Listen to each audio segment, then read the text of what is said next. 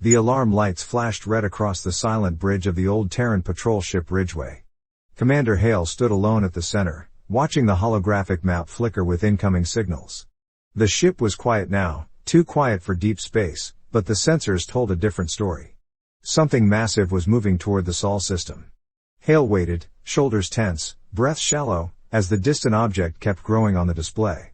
The crew had gone below to prepare emergency gear, but Hale remained on the bridge, refusing to step away. The ship's computer broke the silence. Unidentified fleet detected. Estimated strength, overwhelming. Hale swallowed hard. He had expected this day, but not so soon. No one in the Galactic Union believed Earth would ever face a direct threat again. The old wars were over. Humans had stepped away from the front lines. The Union loved to remind them that humans should focus on culture and peace. But something had changed tonight, and Hale felt it in his bones. This was not a random pirate gang or a wandering warlord. This was coordinated. This was planned. He zoomed in on the sensor feed. The ships were huge, black shapes with long, sharp hulls. The kind of ships that didn't trade, didn't negotiate, didn't warn. They consumed. They conquered. And now they were headed straight for home. Hale tapped his communicator. Bridge to engineering. Are the long-range transmitters ready? A voice replied with static. Almost, sir. But whatever is coming. It's strong. Really strong. I know, Hale said. Just get me a line to Earth. He turned back to the display. Something inside him tightened. Earth had trusted the Union for protection. The Union had promised safety. But now, when danger finally came, Earth was alone. No allied ships stood near. No defensive grid was online. Even the patrol fleet was out on distant assignments. Only the Ridgeway, an old ship with old weapons, sat between the enemy and home. The computer beeped again. Enemy fleet acceleration increasing. Hale didn't react. He simply stared at the swirling red dots on the map, each one a threat, each one a promise of destruction. He could almost feel the weight of billions of people behind him, people who had no idea what was coming. A young officer ran onto the bridge, breathless. Commander. Engineering says we have the transmitter online. But it may only hold for a few minutes. Enough time, Hale said. Patch me through. A blue circle opened in the air as the connection linked to Earth's command center, far across the system. A woman appeared, Admiral Sato, sharp-eyed, calm, and cold as ice on most days. But today her face changed the moment she saw Hale's expression. What's wrong? Hale didn't hesitate. Earth is under threat. A major fleet is approaching at high speed. They'll reach the outer system in under 8 hours. Admiral Sato stiffened. The Union patrols should be there. They're not. Sato's jaw tightened. We requested coverage 2 weeks ago. The Union denied it, Hale said quietly. Said the sector was low risk. Sato cursed under her breath. What do you recommend? Hale looked back at the screen. We stand alone. Her eyes widened slightly, but there was no fear, only a spark of something old. Something human. Can you delay them? I can try, he said. But the Ridgeway can't win. She's too old. Old things still work, Sato said. And humans still fight. Hold them off. Every second you buy gives us more time to prepare Earth. Hale nodded. Understood. The transmission cut out. The bridge fell quiet again. Hale let out a slow breath, wiped the sweat from his palms, and stared out the forward window into the dark void. He remembered a phrase his grandfather once told him, during a time when humanity still fought its own wars, when no one else stands with you, you stand anyway. Tonight, that lesson felt heavy and real. The officer at the controls spoke. Commander, the enemy ships. They've changed course. They're spreading into attack formation. Hale straightened. So they know we're here. Yes, sir. Hale smiled a little, sad, tired, but proud. Good. Then they know humans don't run. He moved to his captain's chair and sat down slowly, feeling the weight of command settle over him like armor. The lights dimmed as the ship's systems shifted into combat readiness. The old engines hummed, the shields crackled to life, and the long rods of the ship's cannon slid into place. The officer's voice shook. Commander. If we engage them, we won't survive. Hale kept his eyes forward. That's fine. The officer stared, confused. Sir? "We're not here to survive," Hale said. "We're here to send a message." The enemy fleet continued to grow on the screen, 50 ships, maybe more. Too many for the Ridgeway to face. But Hale didn't look away. His heartbeat slowed. His breathing steadied. He felt no fear now. "Earth stands alone," Hale whispered. "And that's enough." He raised his hand.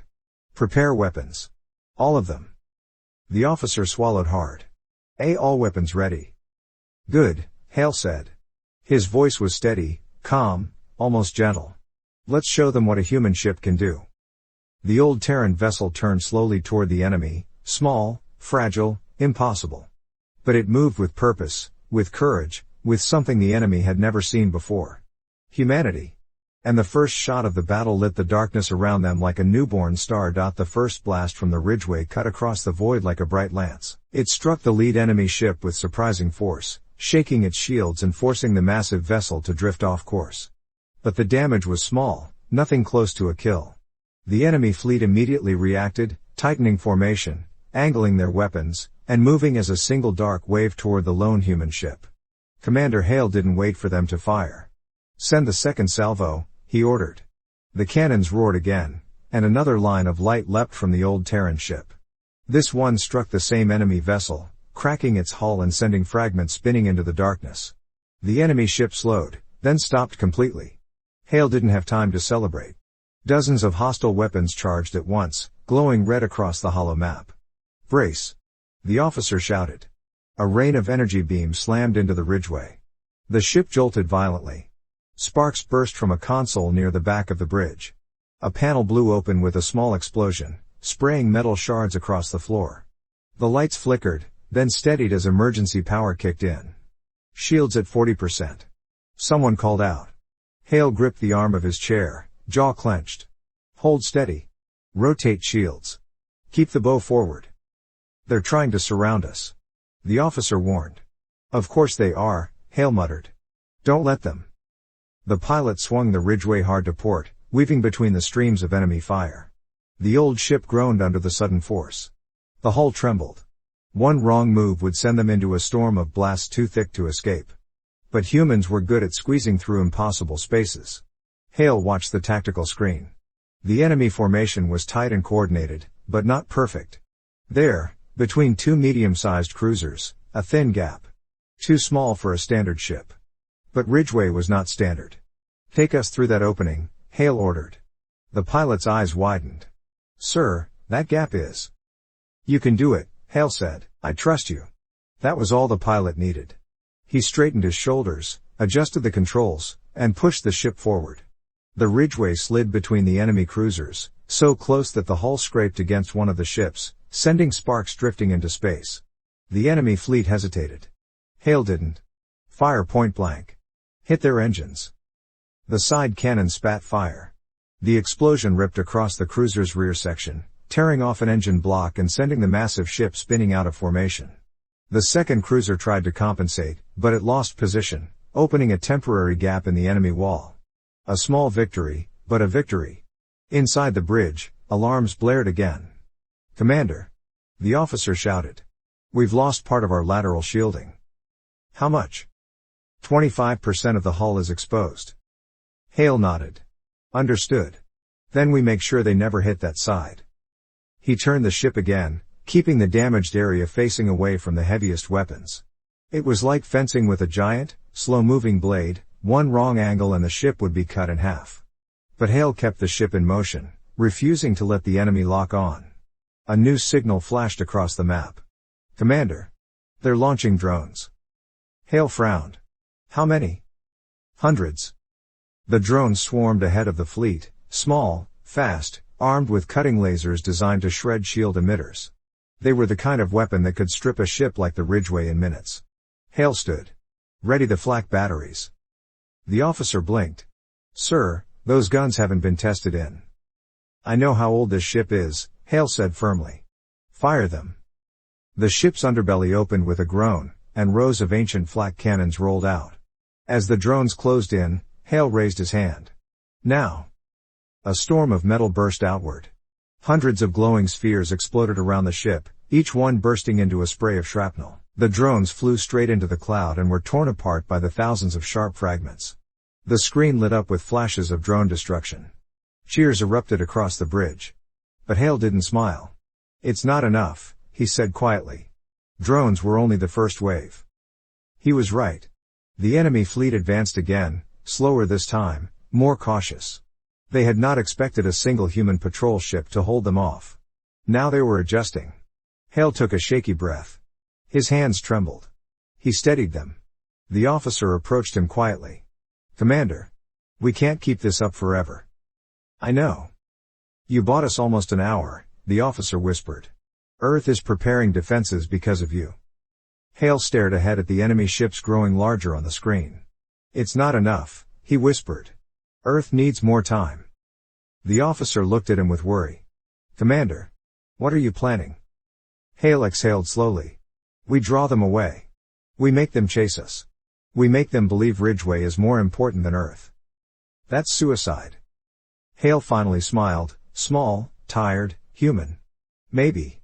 But if Earth is to stand alone, someone has to hold the line long enough for it to rise."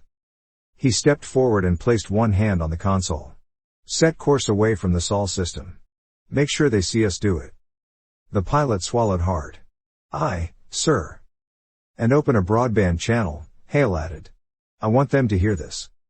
The officer activated the systems. Hale leaned toward the transmitter, voice steady.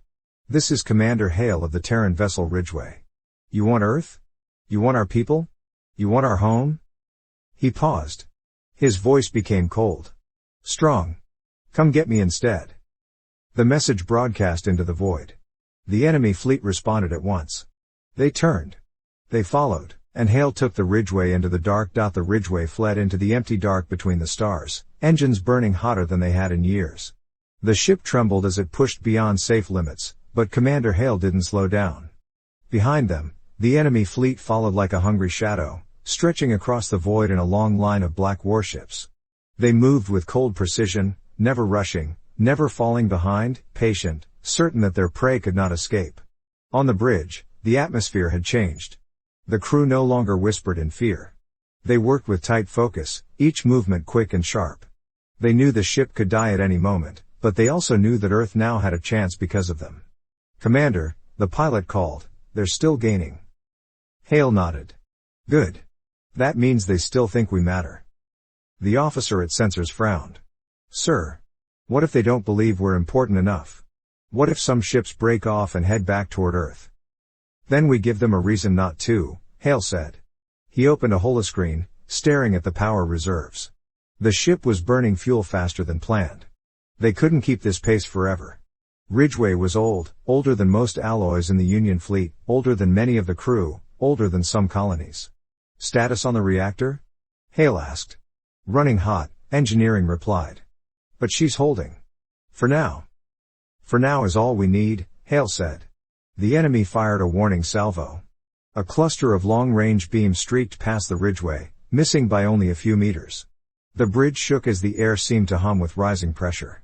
"They're testing range," the officer said. "They won't miss next time," Hale replied. "Shift us into weaving pattern delta. Make our flight path unpredictable. No straight lines." The pilot engaged the pattern. The Ridgeway zigzagged through empty space, weaving between the faint glows of far-off stars. The enemy kept firing, but most blasts missed. A few grazed the shields, rattling the ship and leaving scorch marks across the hull. "Shields down to 29%. The officer shouted. "Hold them together," Hale said. "Every minute we stay alive is another minute Earth can arm itself." He didn't say the party kept locked inside. Every minute is another minute humans remember what they are. The ship pressed onward. Hours passed. The enemy would not give up. They moved in silence, slowly tightening their formation as they continued the chase. Hale studied their behavior. They didn't rush. They didn't panic. They followed like hunters, confident the prey would fail before they did. "Commander," the sensors officer whispered, "one of their cruisers is speeding up." Hale leaned closer. "Just one?" "Yes, sir. It's pulling ahead of the rest. Maybe a scout? Or a capture ship," Hale finished. "They want Ridgeway intact." The officer nodded nervously. "Should we engage it?"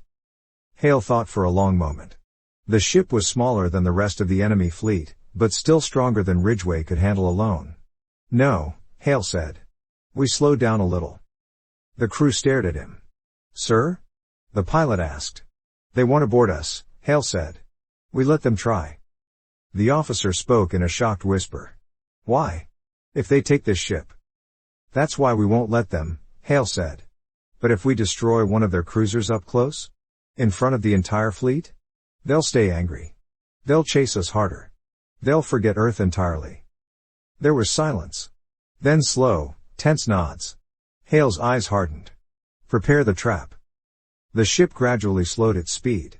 Just enough for the enemy cruiser to believe Ridgway was weakening. The cruiser responded immediately, accelerating harder.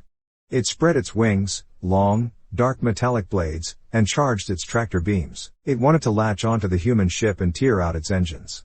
Wait for it, Hale said quietly. The enemy cruiser closed in. 5,000 meters. 3,000. 1,000. The officer whispered, it's in range. Not yet. The cruiser opened its docking spikes, ready to stab into the hull. Commander. Now. The Ridgway fired its ventral engines in a sudden burst, flipping the ship downward. The enemy cruiser overshot by a few meters, just enough for the human ship to slide under it, close enough to scrape paint from the hull. Fire upward. All forward batteries, Hale shouted. The cannons shot straight into the cruiser's underbelly at point-blank range. The explosion shook both ships. Fire burst through the cruiser's midsection. Its engines blew open like shattering glass. But it wasn't dead yet. The cruiser lurched, desperate, clawing toward the Ridgway with its docking spikes. Hale saw its shadow sweeping across the bridge window. Brace. They're going to ram us. The pilot screamed. We can't dodge in time. Hale slammed his fist on the control panel. Full thrust. Everything we have left. The engines ignited with a roar so loud the deck vibrated. The Ridgway shot forward at the last possible moment. The enemy cruiser swung by inches behind them, then exploded. The shockwave hurled the Ridgway like a leaf in a storm. Panels shattered. Sparks lit the air. The crew tumbled from their stations. Hale crashed to the floor, the breath knocked from his chest. When the lights steadied and the alarms quieted, the officer crawled to the console. Commander. The cruiser is gone. Hale forced himself up. His ribs hurt. His vision blurred. But he stood. Good, he said. Now the fleet knows we're not running because we're afraid. We're running because we choose to. He looked at the enemy ships in the distance. They were speeding up now, angry, relentless. Sir. The officer said softly. How long? How long until they catch us? Hale stared into the darkness. As long as we need them to. Outside, the enemy fleet spread like wings across the black, and the chase continued. Deep in the dark between stars, the Ridgway drifted for a moment, silent and wounded. The shockwave from the destroyed enemy cruiser still echoed through the hull. Panels were cracked, lights flickered, and smoke curled from broken wires above the bridge. Yet the ship held together, barely. Commander Hale braced himself against the railing and looked around. Several crew members struggled to stand. One officer pressed a cloth to a bleeding cut. Another coughed from the smoke. Everyone moved with slow, shaky motions. Report, Hale said, though his voice came out rough and tired. The sensors officer wiped his face and checked the system. Commander. We've lost shield grid gamma. Engines are at 60%. Life support is stable, but weak. Hale nodded. Weapons? 2 forward cannons offline. Torpedo tubes damaged. Rear batteries still working. The news was bad. Worse than he expected. But Hale didn't let worry show on his face. We're alive, he said quietly. That's enough. The pilot turned in his seat, sweat dripping down his forehead. Sir. The enemy fleet. They didn't slow down after the explosion. They're still coming. Faster now. Of course they are, Hale replied. The moment we destroyed one of their ships, we challenged their pride. He studied the hollow map. Red dots moved steadily closer, like a pack of wolves chasing a lone, limping animal. Even damaged, the enemy fleet was huge, too big for Earth to face unprepared. Commander, the communications officer said, we're receiving a wideband message. Hale frowned. From Earth? No, sir. From the enemy fleet. The bridge grew still. Put it through, Hale ordered. A cold, metallic voice filled the speakers, sharp and distorted. It didn't sound like it came from a person, it sounded like it came from a machine that learned to speak only to issue threats. Human vessel. You cannot flee. Your resistance is meaningless. Surrender, and your deaths will be quick. The crew stared at the speakers. Some froze. Some trembled. A few looked angry. Hale simply exhaled. Send a reply, he said. Broadcast to all of them. The officer nodded and opened the channel. Hale stood tall, straightened his uniform, and spoke in a calm, steady voice. This is Commander Hale of the Terran vessel Ridgeway. You want this ship? You want to destroy it? He paused. Then come take it. If you can. He cut the channel without waiting for their answer. The crew looked at him, wide-eyed. Sir, the pilot said, aren't we provoking them? They were already provoked, Hale answered. Now we make them furious. Angry enemies make mistakes. But inside, Hale knew the truth, they were buying time, nothing more. Every second the enemy focused on Ridgeway was another second Earth could prepare. He didn't know if Earth had enough time. But he would give everything he had. The officer at sensors spoke again, voice shaking. Commander. New reading. 2 enemy destroyers are breaking formation. They're speeding ahead of the main fleet. Hale leaned closer.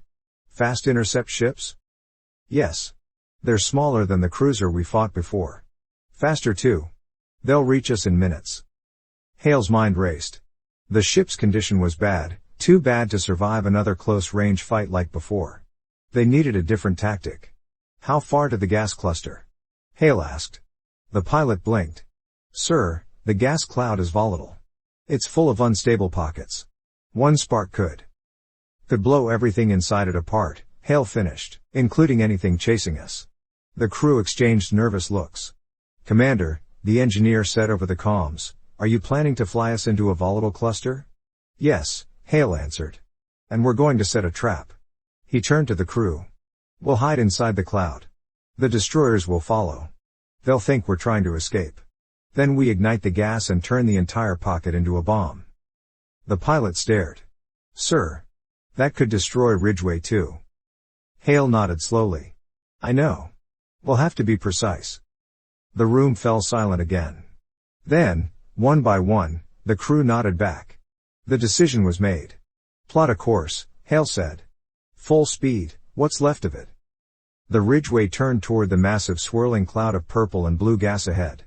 It looked peaceful from a distance, like a soft mist drifting through space. But everyone on the bridge knew the truth, that cloud was death waiting for a spark. The engines roared, pushing the damaged ship forward. The gas cluster loomed larger and larger until it filled the entire forward window. Entering the outer edge, the pilot said, voice tight. The gas wrapped around the ship like a glowing fog, thick and swirling. Sensors flashed warnings. The hull vibrated. Every beam of light seemed to distort inside the strange, shifting field. Within moments, visibility dropped to almost zero.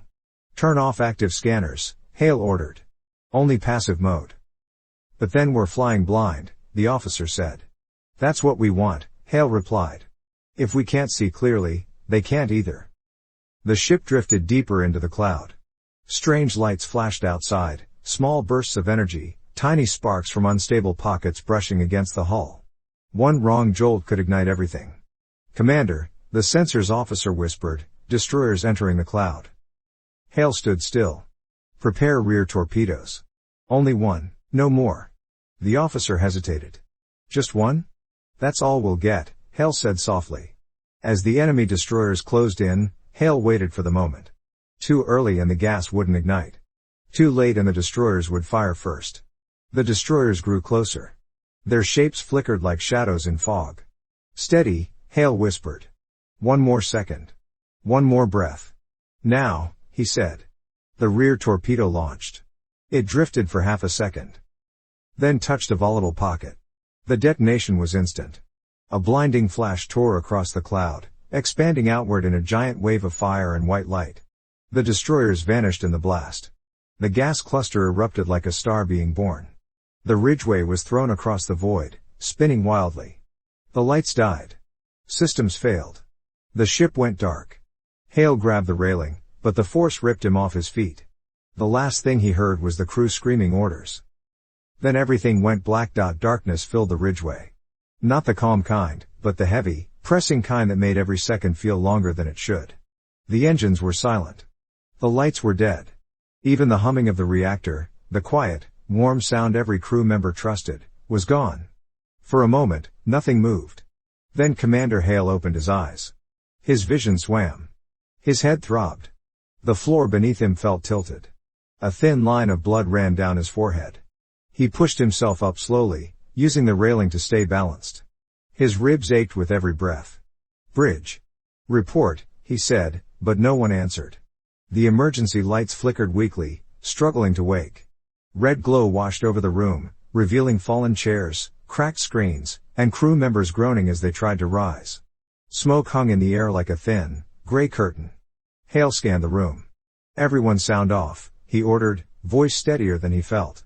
One by one, the crew responded with weak voices. I'm here. Alive. Little bruised. The pilot crawled back into his seat, coughing hard.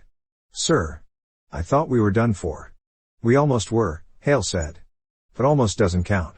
The sensors officer limped to her station and wiped soot from the cracked screen. Commander. Systems are barely responding. The blast knocked out half the ship. I'm trying to bring back minimal power. Hale nodded. Do what you can. He looked out the front window. Outside was the aftermath of the explosion, a giant, fading cloud of white fire slowly cooling into drifting mist. The gas cluster was torn open, glowing faintly like the dying embers of a star. No enemy ships were visible inside the blast zone. At least 2 destroyers were gone. But the main fleet. Scan the perimeter, Hale said. Passive mode only. Don't reveal our position. The officer tapped the controls. The screen flickered to life with dim colors. I'm detecting signatures. Far edge of the cloud. Hale stepped closer. There, faintly, dozens of red dots waited beyond the gas cloud. The enemy fleet had stopped. They were watching. They're searching, the officer whispered. But they won't enter the blast zone yet. Too unstable. Good, Hale said. That bought us time. But not much. The engineer's voice crackled over internal comms. Commander. I've done a quick assessment. The ship is in bad shape. How bad? Hale asked. Reactor offline. Shield emitters burned out. 2 hull breaches sealed, but barely. Engines are damaged, but maybe repairable. We're running on emergency batteries. Hale took a slow breath. How long before the fleet realizes we're alive? He asked. Minutes, the sensors officer said. Maybe less. A quiet fear spread across the bridge. The crew knew what it meant. They had no shields, no weapons worth mentioning, and no power to run. We can't fight them again, the pilot said softly. Not like this. No, Hale agreed. Not head on. The crew stared at him, waiting for the impossible plan he always seemed to have.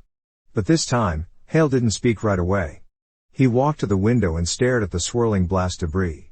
Beyond it, the enemy fleet moved slowly, scanning the cloud for survivors. He felt small. Human. Worn. Then he straightened. There is one thing we can still do, Hale said softly. We hide. The crew exchanged looks. In open space? The officer asked. They'll find us. Yes, Hale said. In open space they would. But not here. He pointed toward the drifting debris from the explosion, broken pieces of gas, rocks, shattered metal from the destroyed destroyers. Shut down every system we don't need. Make Ridgeway cold. Lifeless. We match the background. We let the cloud hide us. Understanding dawned slowly. We pretend we died in the blast, the pilot said. Make them think the explosion took us out too. Exactly, Hale said. If they think we're gone, they'll stop searching. They'll relax. They'll focus on Earth again. The words hung heavy in the air. That's when we strike, Hale finished quietly. But sir, the sensors officer said, we have no weapons. No shields. No reactor. That's why we fix what we can, Hale said. Quietly. Slowly. Hidden inside the debris. We rebuild enough strength to make one more blow. The officer swallowed hard. A final attack? A final delay, Hale corrected. One that hurts them so badly they can't ignore us again. The engineer came onto the bridge in person, wiping grease from his hands. Commander. Repairs will take time. Maybe hours. Maybe more. We'll give you that time, Hale said. But if they sweep the cloud? They won't, Hale said firmly. The explosion scared them. They won't enter another unstable pocket. He turned to the crew. This is our only chance. We pretend to be dead. Then we rise from the ashes. The crew nodded, slowly at first, then with conviction. Begin cold protocols, Hale commanded. Power down everything except basic life support. No active signals. No lights. One by one, the systems shut down. The bridge grew darker, quieter, colder. The engines fell silent. Even the emergency lights dimmed to low red glows. Outside, the ridgeway drifted among the cooling debris, looking broken, burned, and empty. The enemy fleet scanned the cloud, beams of red light sweeping slowly across the drifting wreckage. Their method was precise. Their patience was endless. Hale watched them silently. Do you think they'll believe it? The pilot whispered. Yes, Hale said. Because humans don't survive explosions like that. He paused. Unless they have a reason. He sat in his chair as the bridge sank into stillness. Earth is that reason. Far outside, one of the enemy warships turned away. Then another. Then another. They were leaving the cloud. Heading back toward Sol. The plan had worked. But Hale's face grew grim. They just changed direction, the sensors officer said. They're returning to original course. Hale nodded. They think we're gone, he said. Now Earth stands alone again. He leaned back in his chair, cold air filling his lungs. We need to be ready for the next move. The ridgeway drifted in silence for a long time. No one spoke. No one moved more than they had to. The ship was cold enough that everyone could see their breath. The air was thin. The lights were dim. The deck plates felt like metal ice beneath their boots. But the silence was necessary. Total silence was the only way to stay hidden. Commander Hale sat forward in his chair, elbows on his knees, eyes fixed on the faint red dots on the holoscreen, dots that represented the enemy fleet pulling away. Distance increasing, the sensors officer whispered quietly. They're moving back toward open space. Good, Hale said softly. Stay dark. Minutes passed. Hours passed. The crew worked in near darkness, repairing what they could with limited tools and even less time. Every sound, even the smallest clang of metal, made the crew tense, worried the enemy would detect them again. The engineer crawled out from beneath a floor panel and wiped sweat from his face. Commander. We've managed to restore partial reactor function. Only 10% power, but it's something. That's enough to breathe, Hale said. And enough to move when the time comes. The engineer nodded slowly. But weapons? They're still down. Most of the circuits are fried. We're trying to rebuild one cannon, maybe two. Understood, Hale replied. Keep working. He stood and walked toward the window again, staring at the far, faint shapes of the enemy fleet. The officer at sensors spoke again. Commander. They're accelerating. Fast. They're heading back toward Sol.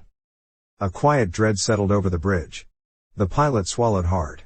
Sir. Earth's defenses. Do you think they're ready? Hale didn't answer at first. His eyes remained locked on the distant red dots. Finally, he spoke. They're preparing. But not enough. Not yet.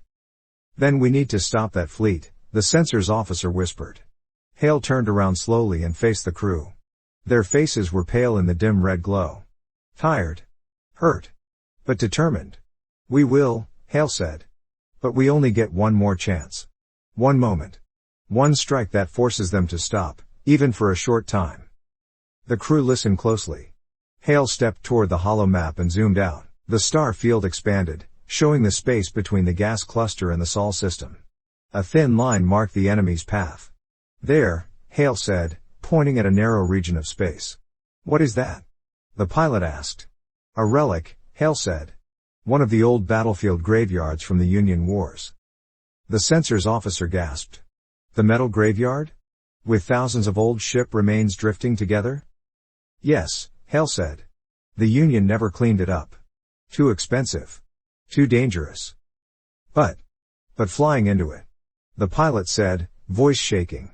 It's filled with broken ships, wrecks, mines, radiation pockets. It's a maze of dead metal. Exactly, Hale replied. A maze the enemy will want to avoid. The engineer frowned.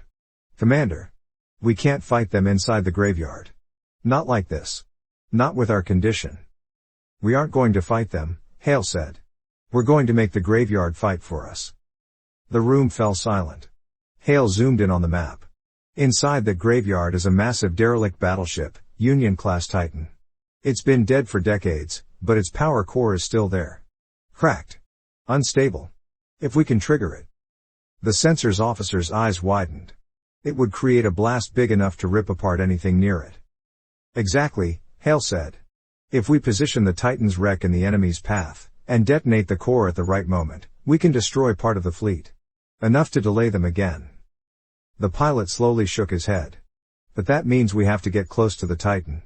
Its core could explode at any moment. Yes, Hale said. Which is why we only get one chance. The crew exchanged looks of fear and determination. How long until the enemy reaches the graveyard region? Hale asked. The sensors officer checked the readings. 3 hours. Hale nodded. Then we move now.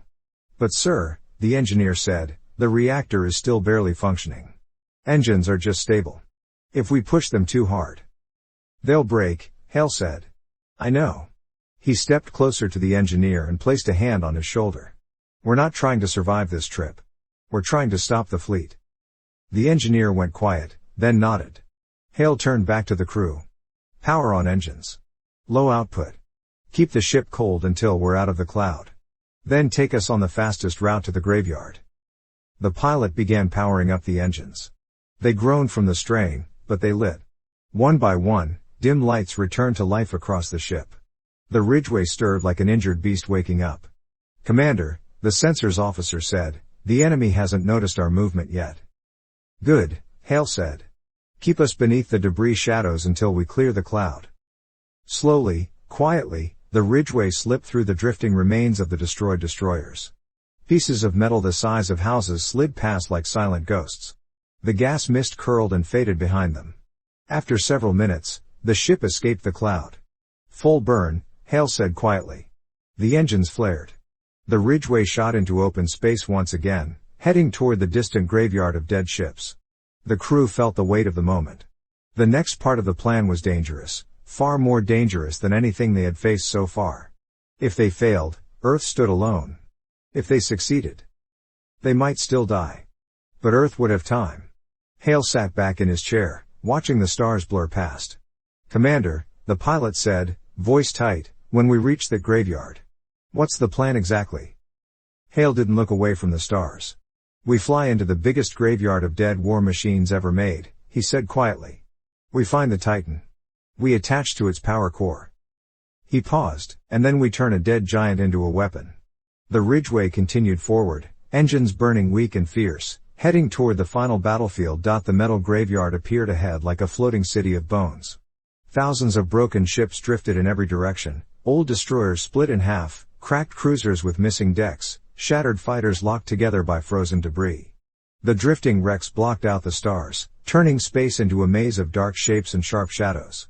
The Ridgeway slipped into the graveyard's edge, moving slowly between twisted beams and scorched hull plates. The silence felt different here. Heavy. Watchful. As if the ghosts of old battles still lingered. Hale stood at the front of the bridge, eyes fixed on the swirling mass of dead metal. Stay alert, he said. One wrong turn and we scrape the hull. Or worse. The pilot nodded, hands steady on the controls. This place is tighter than I expected. It's like flying through a junkyard blindfolded. The sensors officer studied the flickering readings. Commander, I think I found the Titan's signature. It's deep inside the center cluster. Hale leaned forward. Show me. The map expanded, revealing a massive shape hidden among the wrecks. The Titan warship was nearly 3 kilometers long, its body torn open in several places, its once great engines split like cracked stone. Yet the center chamber still glowed faintly, its unstable core still alive, even after decades. There it is, Hale whispered. The Titan. The engineer let out a low breath. Its reactor readings are unstable. Too unstable. Commander. One wrong move inside that ship and it'll explode before we're ready. Hale nodded slowly. Then we don't make a wrong move. The Ridgeway approached the Titan wreck, weaving between floating beams and sharp metal shards. The ship groaned as it passed through a narrow gap, scraping lightly across a drifting hull. Easy, Hale said. Keep our angle low. When they finally reached the Titan's broken side, the pilot slowed to a crawl. There, Hale said. Open docking arms. Attached to the Titan's central access port. The docking arms extended with a loud mechanical groan. They latched onto the Titan's twisted structure, shaking slightly as they locked into place. The bridge went quiet. We're secure, the pilot said softly. Hale exhaled. All right. Power down engines. Keep only minimal systems on. We begin the core operation now. The engineer and 2 technicians rushed to the engineering bay. Hale watched as their screens lit up with warnings and danger symbols. Explain the process, the sensors officer said, voice trembling. Hale answered calmly. We will connect our power relays to the Titan's cracked reactor shell. When the enemy fleet enters the graveyard, we trigger the core. The explosion will spread through the metal around us. It will hit them hard. The pilot frowned. And us? Hale paused. If we can escape fast enough, we survive, he said. If not. He didn't finish. The crew knew the truth. Minutes later, the engineer's voice came through the comms. Commander. We've connected the relay. The Titan's core is unstable. Very unstable. Any shock could trigger it early. Understood, Hale said. Everyone stay gentle. No sudden bursts. He turned to the sensors officer. Where's the enemy fleet? She checked the readings. Closing fast. 1 hour until they reached the graveyard edge. Hale stood still, watching the hollow metal world around them. His hands were steady. His breath was slow. He spoke quietly, mostly to himself. This is for Earth. Time crawled. The engineer worked desperately, rerouting power lines, stabilizing circuits, and setting the detonation control. Sweat dripped down his face. His hands shook. Commander, he said at last, the trigger is ready. But once you activate it, we'll have 6 minutes before the core blows. Maybe less. Understood, Hale replied. Stand by. The sensor officer looked up suddenly. Commander, they're here. The enemy fleet is entering the graveyard boundary. The hollow map lit up with dozens of red dots pushing into the drifting wreckage. Their formation broke slightly as they maneuvered through the metal maze. Their movements became slow and careful. Just a little closer, Hale whispered. The enemy moved deeper. Closer. The Titan's faint core glowed a soft, unstable blue. Hale's reflection shimmered in the cracked metal. Commander, the pilot said softly, if we trigger it now, can we escape the blast?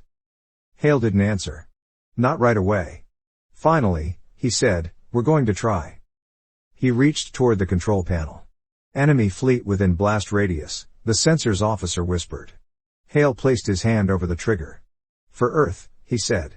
He activated the detonation. The Titan's core roared awake with a bright surge of blue fire. 6 minutes. The engineer shouted. We need to run. The Ridgeway detached from the Titan. The engines screamed as the ship pulled away, dodging wrecks and spinning debris. Every second felt too slow.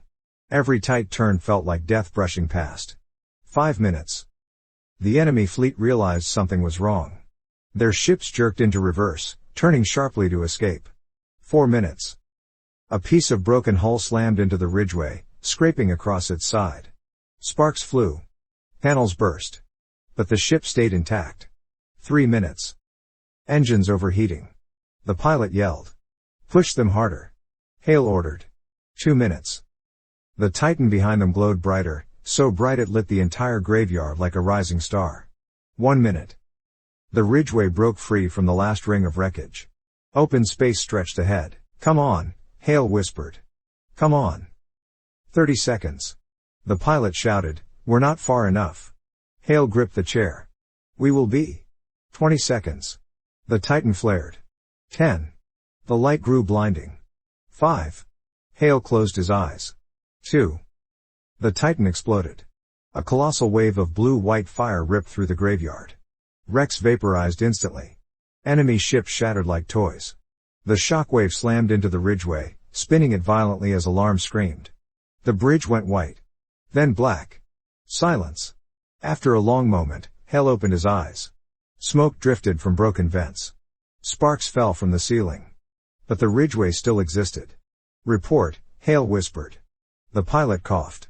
We're alive. Barely. The sensors officer stared at her flickering screen. Commander. The enemy fleet. Most of it's gone. The survivors. They're turning away. They're leaving the system. Hale let out a shaky breath. It worked, the officer whispered. Commander. You did it. Earth is safe. Hale leaned back in his chair, exhausted. The stars were quiet. Peaceful. No, he said softly. We did it. He closed his eyes. For now. Earth stands alone. And that is enough. The Ridgeway, broken but victorious, drifted slowly toward home. The human ship that refused to die.